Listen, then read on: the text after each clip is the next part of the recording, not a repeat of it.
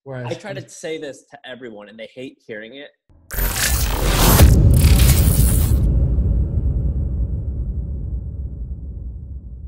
Let me ask you a question real quick, and then we could talk about business if you want, or we don't have to.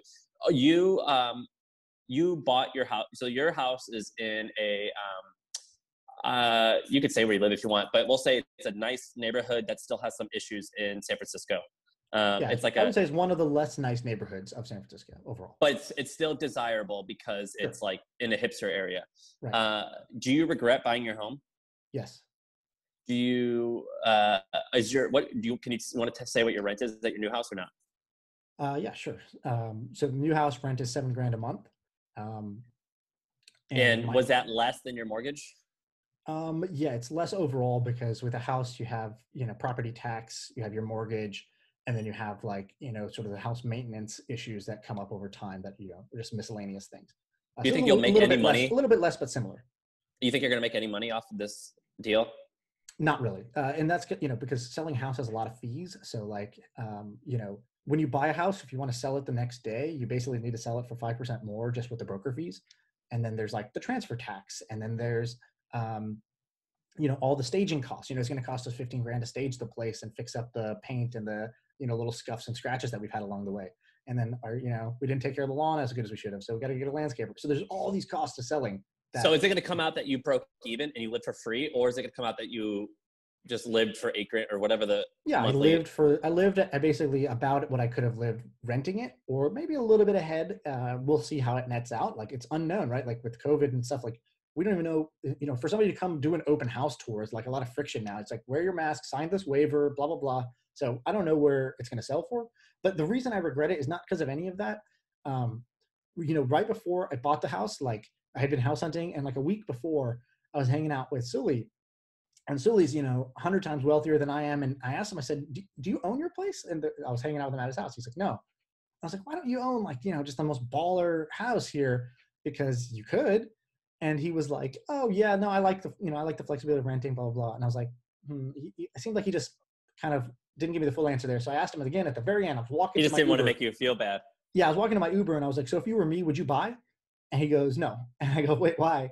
And he goes, really simple. He's like, I just think I can get a better cap rate, a better return on my money, essentially, doing other things than buying a home. So like, you put your down payment down, 20% of your home, in our case, 25%.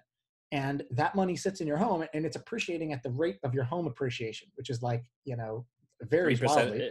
Well, it could be like I believe 3%. Yeah, historically across all homes, I think it's 3%. Yeah, exactly. And San Francisco did a lot better during a certain era where it was like 10, 15% a year. But his point was basically like, yeah, like I know that if I take all my options for how to deploy a dollar, stock market, I can expect about a 7% return. I can do private, startup investing. I can do private equity. I can give my money to a hedge fund. I can do multifamily real estate. There's like all these things I can do.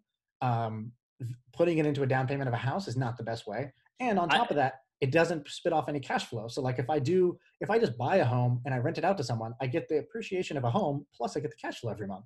Whereas I try to say this to everyone and they hate hearing it. And I understand why they hate hearing it. But I think buying a house in Austin, all of our staff buys homes. And I'm like, look, don't tell me you're buying this house because it's a good investment. Tell me you're buying this house because you want to.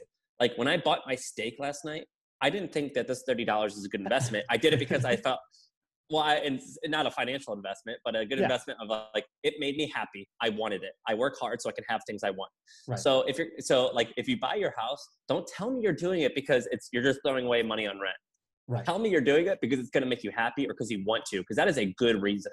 But to say that it's an investment, that's bullshit. You could say that it's a great way to preserve wealth, but it absolutely, in most cases, is not a great way to make wealth. Right. Yeah, exactly. Yeah. And I don't blame anybody who thinks that. I thought, 5, 7 years ago, I would have also said, wait, isn't renting like flushing money down the toilet? And if you buy your home, you have equity in it, and it's blah, blah, blah. And I learned pretty quickly, first smart person I talked to that were like, no, that's not exactly how it works. So yeah, if you haven't gone down that rabbit hole, go down the rabbit hole, because the sort of American dream of like own your own home with your white picket fence in your backyard, that is pretty silly. It is. It also made a lot more sense when the ratio of income to housing prices was closer than it is now. Now it's significantly different. Out of whack. And you face like, risk, right? Like when I'm in my home and now boom, remote work is on the rise. Being in a city is not the thing anymore. It's like, oh shit.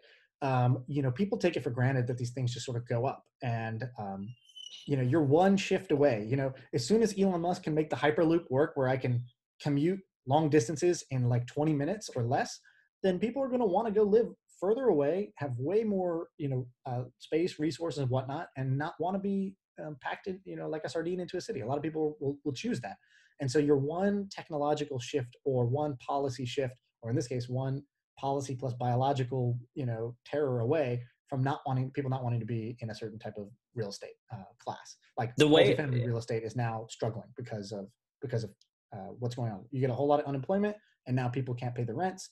And every month rents are dropping. It was like 99% of people paid their rent last month on the multifamily stuff that I read. 90% of people are paying their rent, and if that dips below a certain number, maybe it's 82% or whatever it is, now all of a sudden you're underwater in your multifamily real estate. the way that I like to live, because I've been an entrepreneur since I was 16, making money like on my own, not necessarily all the time, a lot of money, but like having to like go out and hunt and kill each week. And I like am allergic to like really big purchases, and I'm allergic to getting locked into stuff. And I actually think that me being allergic to that has actually hurt me. I think that had I increased my overhead on some things, my overhead's really cheap.